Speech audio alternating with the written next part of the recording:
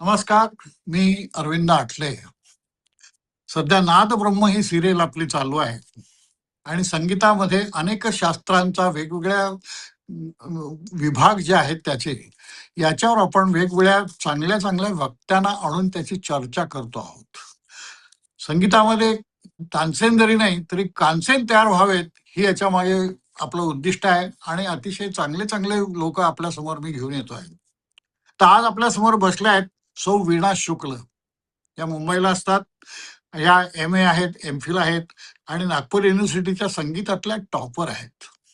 त्यानंतर त्या नागपुरामध्ये तारा विलायची आणि डॉक्टर बाळासाहेब पुरोहित यांच्याकडे प्राथमिक शिक्षण सगळं त्यांनी घेतलं. आकाशवाणीचे त्या उच्च कलाकार आहेत आणि अलाहाबाद युनिव्हर्सिटीचं संगीत प्रभाकर हे त्यांना टायटल मिळालेलं आहे.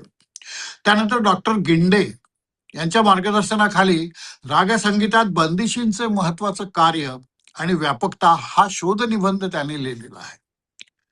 आणि त्यानंतर मुंबईला शिफ्ट झाल्यानंतर पद्मविभूषण डॉक्टर प्रभा अत्रे यांच्याकडे किराणा घराण्याची संथा त्यांनी घेतली आहे.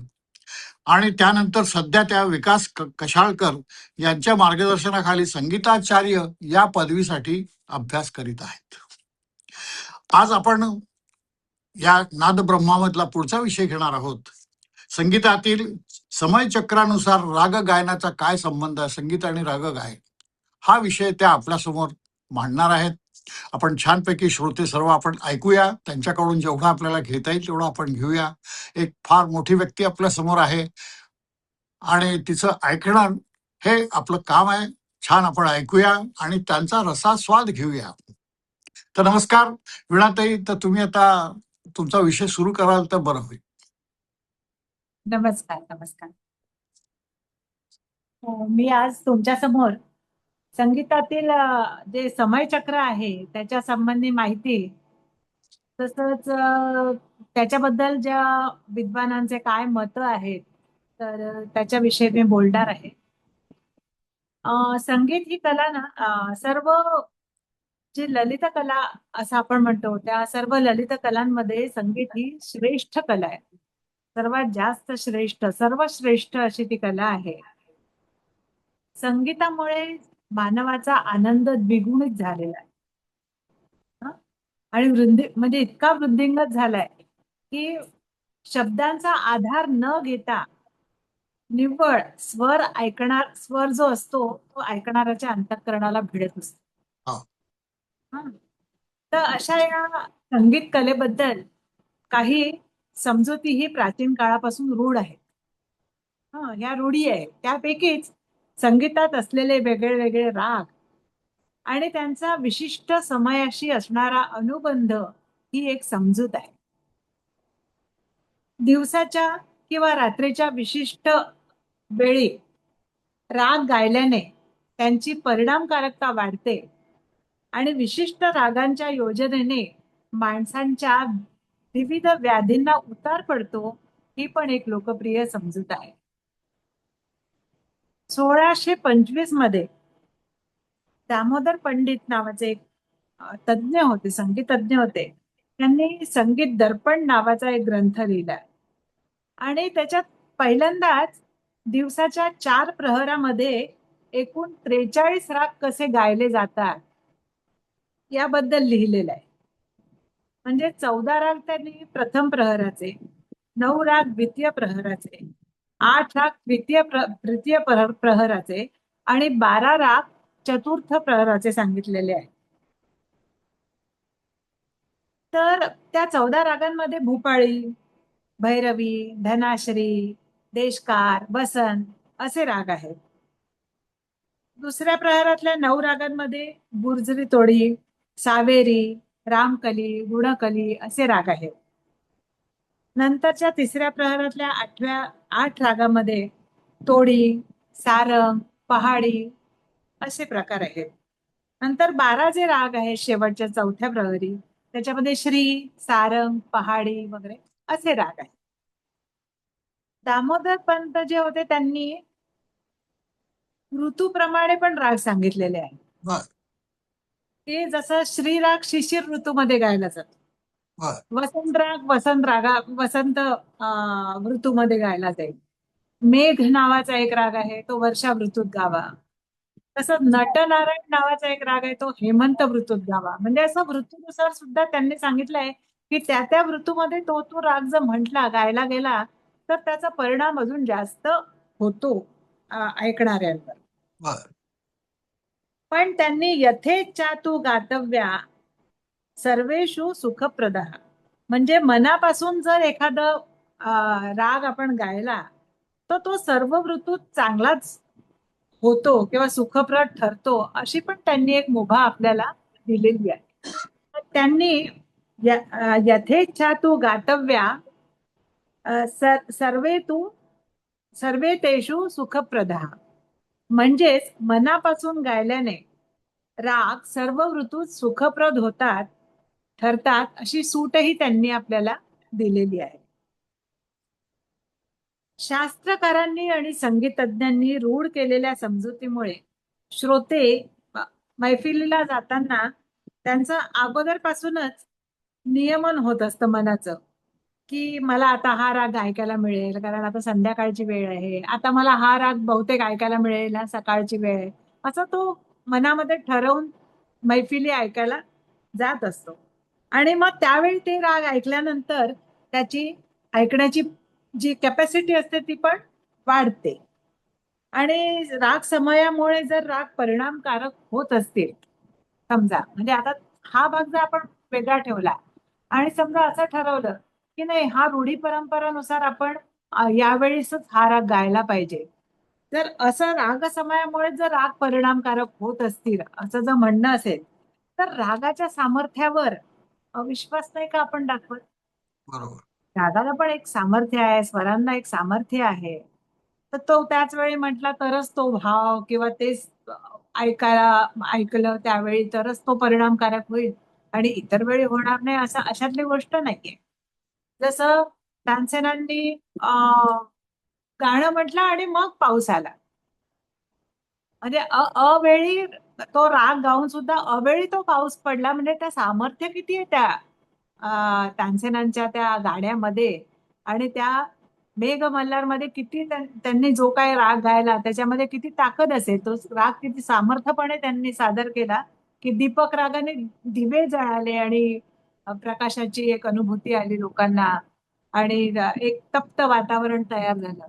तर हे याचा पण आपण याच्यामध्ये विचार करायला पाहिजे. त्यांच्या काळामध्ये 15व्या शतकामध्ये जेव्हा हे लिहितात, तेव्हा तानसेनांच्या काळात नक्कीच राग समयानुसार राग गायन नसावं असं मला वाटतं.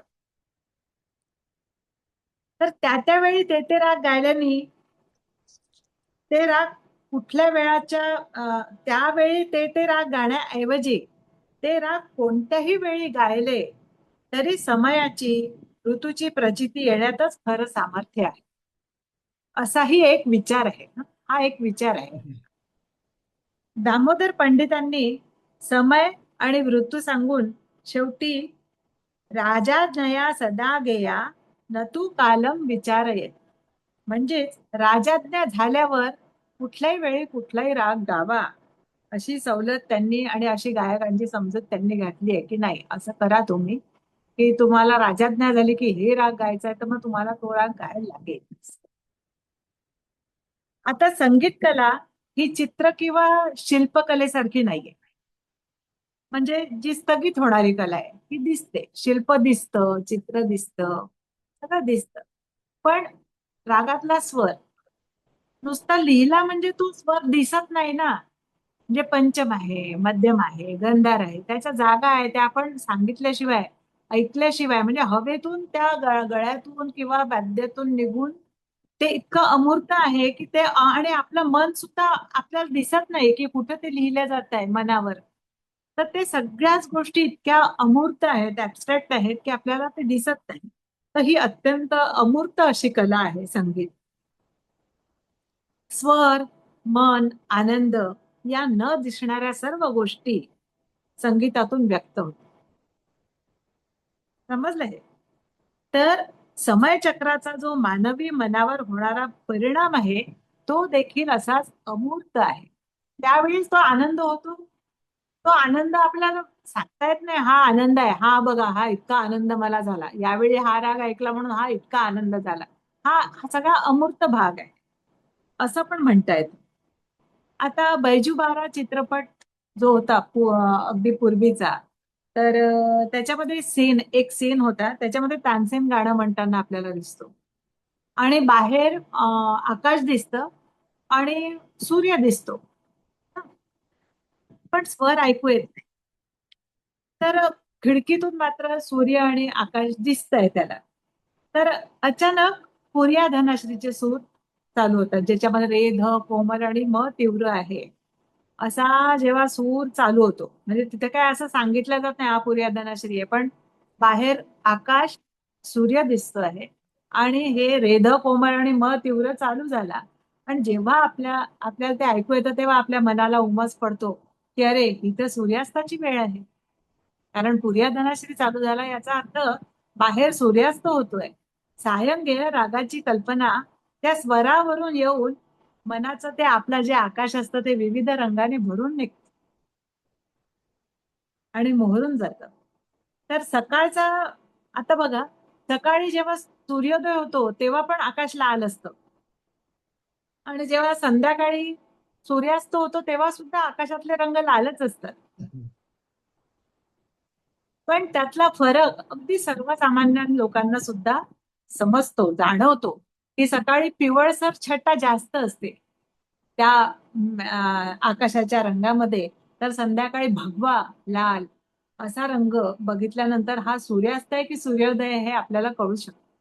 एखाद वेळी आपण अशा ठिकाणी गेलो की जिथे आपण एकदम गेलो आहे आणि आता काय, तर हा सूर्यास्त आहे आणि हा सूर्योदय आहे हे आपण ओळखू शकू इतके ते रंगांमध्ये फरक आपल्याला जाणवतो, त्याची जाणीव होते आपल्याला.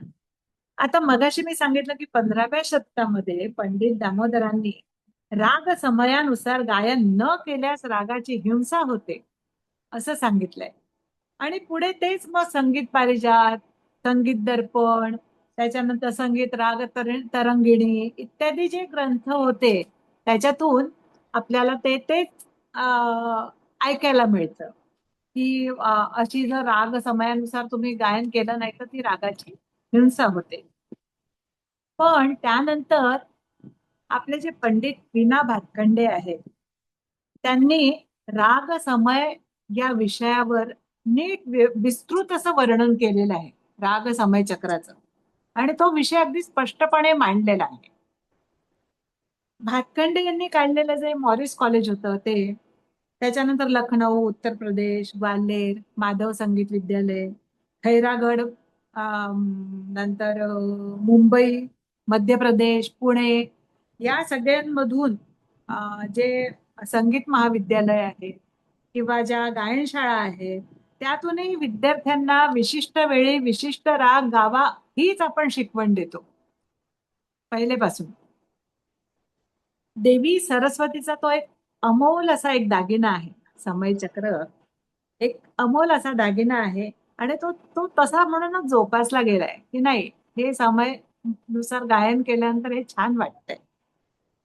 आणि यथा काले समारब्धम गीतम भवती रंजकम, म्हणजे जर योग्य वेळी योग्य राग गायला तर तो अजून रंजक होतो असं भातखंड्यांनी सांगितलेलं आहे आपल्या.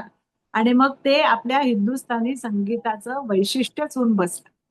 त्यांनी सांगितलं आहे तसं की हा समय सिद्धांत जो आहे तो आपल्या संगीताचं एक वैशिष्ट्य आहे, उत्तर हिंदुस्थानी भारतीय संगीताचं. आपल्या गायक आणि वादकांवर त्याची इतकी जबरदस्त पकड बसलेली आहे की कोणताही परंपरावादी आणि घरंदाज गायक या नियमांचं सहसा उल्लंघन करताना दिसत. उल्लंघन करताना 10 वेळा विचारतो की नाही नाही, हे बरोबर नाहीये, का आपल्या त्याच्यावर जबरदस्त आपल्या मनावर असा परिणाम झालेला आहे कलाकारांच्या. तर हा असा जो रागांचा समय सिद्धांत आहे हा महत्वाचे 4 बाबींवर उभारलेला आहे. 4 गोष्टी याच्यामध्ये लक्षात येतात आपल्याला. तो म्हणजे पूर्व राग आणि उत्तर राग. दुपारचे 12 ते रात्रीचे 12 म्हणजे पूर्व. हा, पूर्व राग म्हणतात. म्हणजे पूर्वार्ध आहे, दिवसाचा पूर्वार्ध संगीतामध्ये दुपारी 12 ते रात्री 12 आहे. आणि रात्री 12 ते दुपारी 12 हा उत्तरार्ध आहे संगीतामध्ये. तसंच वादी आणि संवादीचं पण याच्यामध्ये महत्व आहे. काय आहे, सप्तकाचे 2 भाग केलेले आहेत, सारे गम आणि पधनिसा. सप्तकाचे असे 2 भाग आहेत. तर सारे गम आणि पधनिसा याच्यामध्ये जेव्हा सप्तकाच्या पूर्वार्धात, तर पूर्वार्ध शास्त्रज्ञांनी सांगितलंय की सारे ग म प असा एक पूर्व भाग घ्यावा आणि म प ध नि सा हा दुसरा भाग घ्यावा त्याच्यामध्ये. म्हणजे म आणि प हे कॉमन राहते.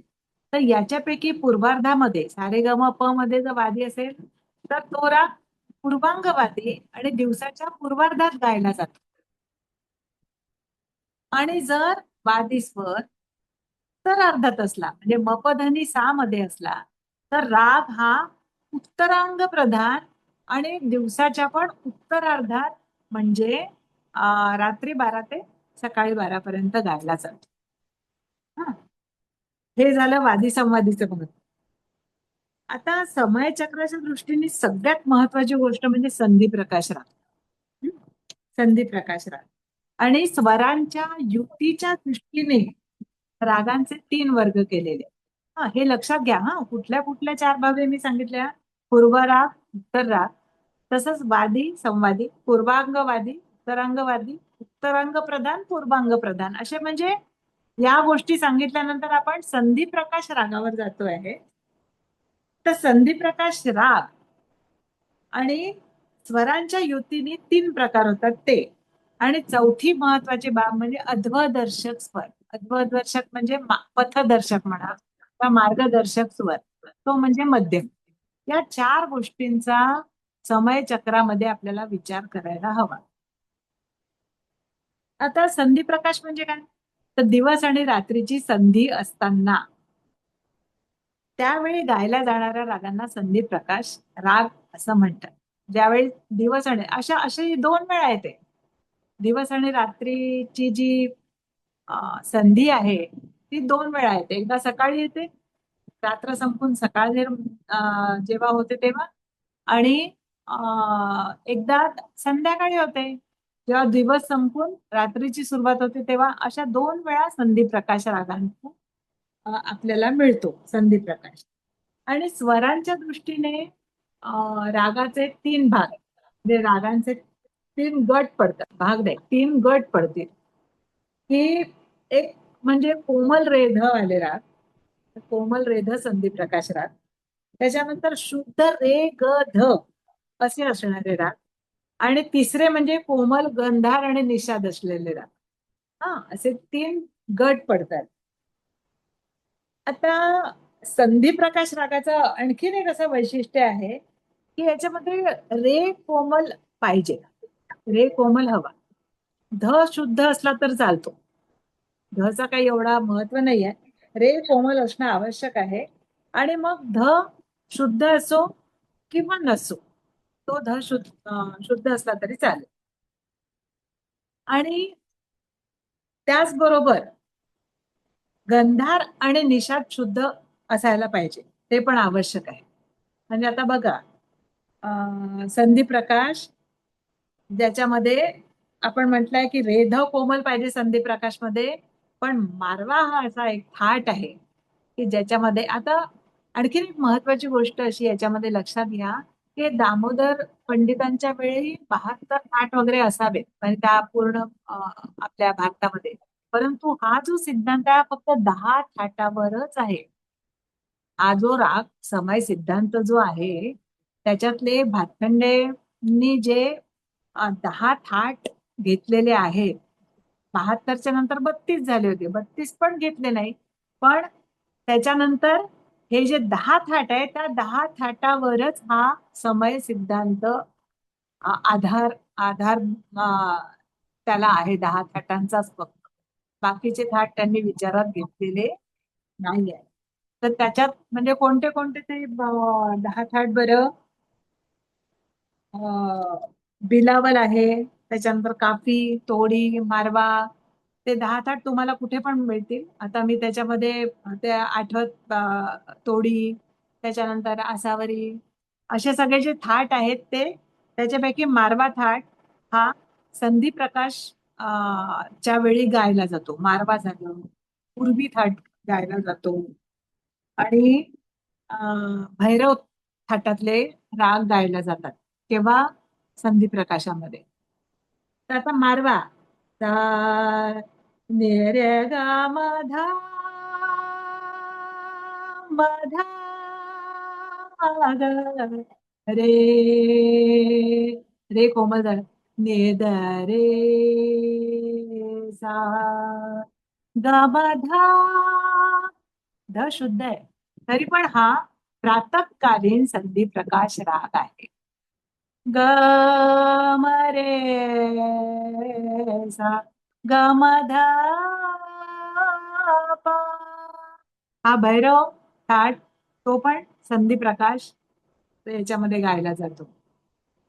आणि संध्याकाळी मात्र पूर्वी, तर आता हा भैरव जो आहे ना, ग म ध पा ग म, हा शुद्ध ग म रे सा, त्या पूर्वी असाच पण त्याच्यामध्ये जेव्हा तीव्र मध्यम येतात बघा आता, सा ग म ध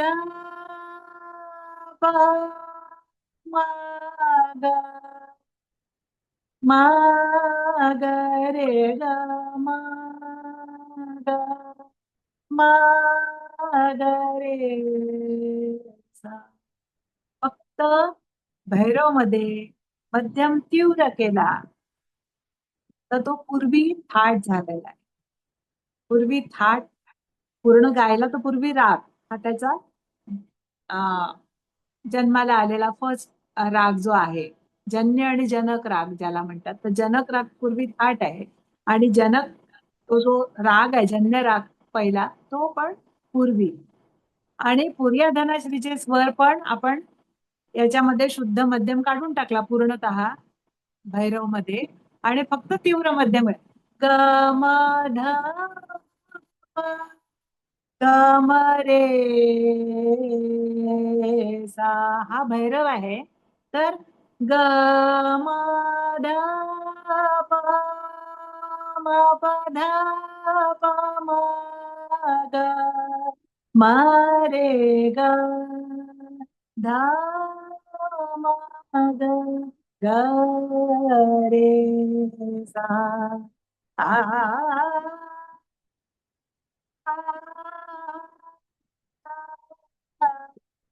संध्याकाळची कातर वेळ आपोआप उभी राहते. आ, आ,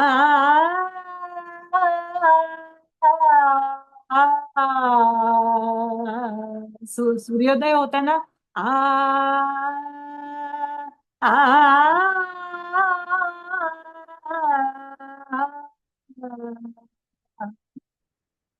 नुसत्या शुद्ध मध्यम आणि तीव्र मध्यमाने सकाळ संध्याकाळच्या वेळेचा आपल्याला भान येतं किंवा आपल्या मनाला ते समजतंय की अरे हा उत्साह सकाळचा आणि हा कातर आणि व्याकुळता ही संध्याकाळची.